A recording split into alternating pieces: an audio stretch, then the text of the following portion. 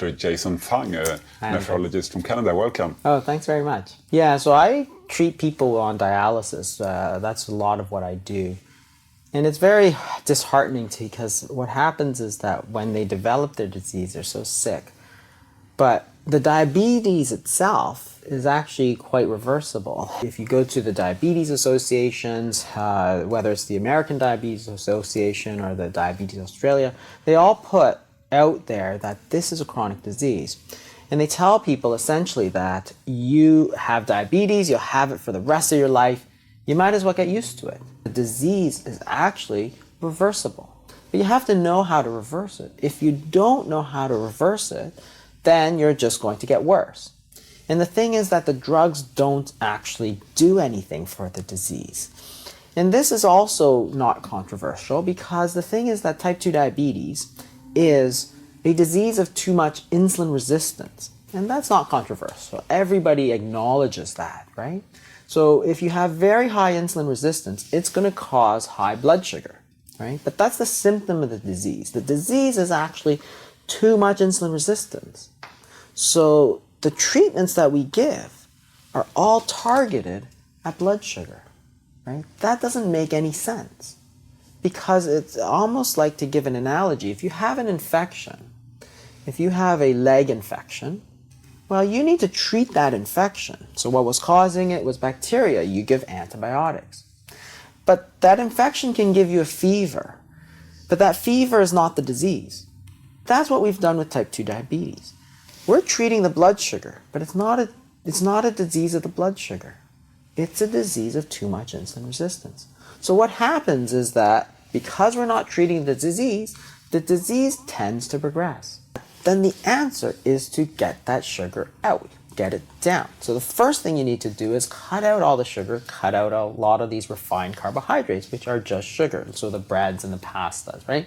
So they're all chains of sugar. That's all carbohydrates are, chains of sugar. As you eat them, they get broken down into sugar.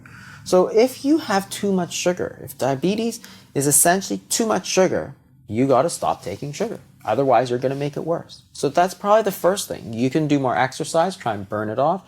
And the other thing that you can do is try to do something more extreme, such as fasting, for instance. So fasting is actually the most efficient and the most effective way to lower insulin. There's really no drug that does it. There are actually two, but they're not very effective to lower insulin.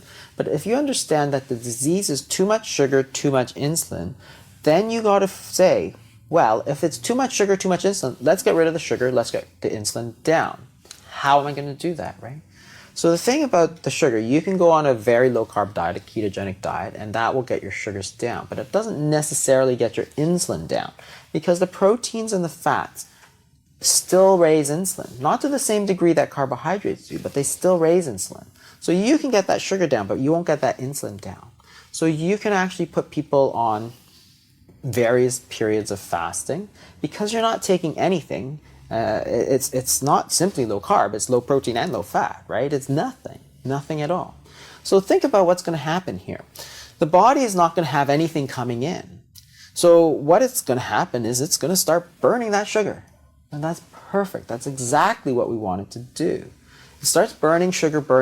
After it burns the sugars, your sugars come down. You don't have to take medications. You don't have to take insulin. After that, it starts burning fat. And that's perfect. That's exactly what we want to do. And what happens during the fast is that your insulin levels go down. Perfect. That's exactly what we want. So what we're doing is we're burning off all that sugar and getting it out of the system, right? As opposed to just getting it out of the blood, we're actually getting it out of the entire body. So the fasting does both things. It lowers the insulin and it lowers the sugars. What's interesting when you look at fasting is that studies of fasting show the exact opposite. You don't have less energy, you have more energy. So there are certain things that get activated when you're fasting. So growth hormone goes up, for instance, to preserve lean muscle. Then you'd start burning just fat. Adrenaline goes up to give you more energy. And you're fueling all that energy with fat because you can measure free fatty acids in the blood and they go up. So what's happening is that you're burning fat, you're preserving your muscle, and you've got plenty of energy. Perfect.